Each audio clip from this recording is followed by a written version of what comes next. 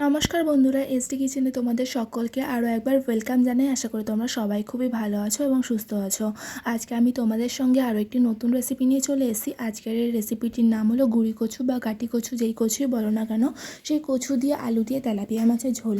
Tilapia মাছের ঝোল তৈরি করার জন্য প্রথমে আমি মাছগুলোকে পরিষ্কারভাবে কেটে জল দিয়ে ধুয়ে নুন আর হলুদ মাখিয়ে মাছগুলোকে রেখে দিয়েছিলাম। এদিকে কড়ার মধ্যে আমি সর্ষের তেল অলরেডি গরম হতে বসিয়ে দিয়েছি। তেলটা গরম হয়ে যাওয়ার পর নুন আর হলুদ মাখানো মাছগুলোকে এক একে করে ভেজে তুলে নিয়েছি।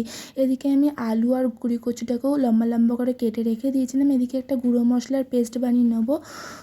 আমি গুঁড়ো মশলার মধ্যে দিয়ে দিয়েছিলাম হলুদ গুঁড়ো, জিরের গুঁড়ো, ধনের গুঁড়ো, কাশ্মীরি লঙ্কার গুঁড়ো, জল দিয়ে গুলে রেখে দিয়েছি।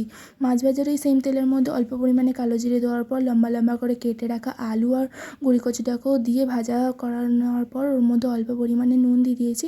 নুনটা দেওয়ার পর ওর মধ্যে বাটা মশলার মধ্যে দিয়ে দিয়েছি আদা বাটা আর কাঁচা লঙ্কা বাটা। আদা বাটা আর কাঁচা লঙ্কা বাটা দেওয়ার পর জলে গুলে রাখা ওই পেস্টটাও দিয়ে দিয়েছি। যখন হালকা হালকা করে মশলাটা কষিয়ে নেওয়া হবে তখন আমি অল্প পরিমাণে মশলার জল আর গরম জল দিয়ে দিয়েছি।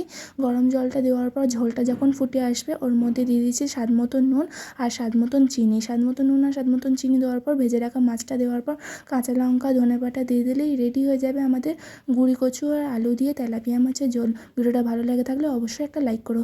Bye bye everyone.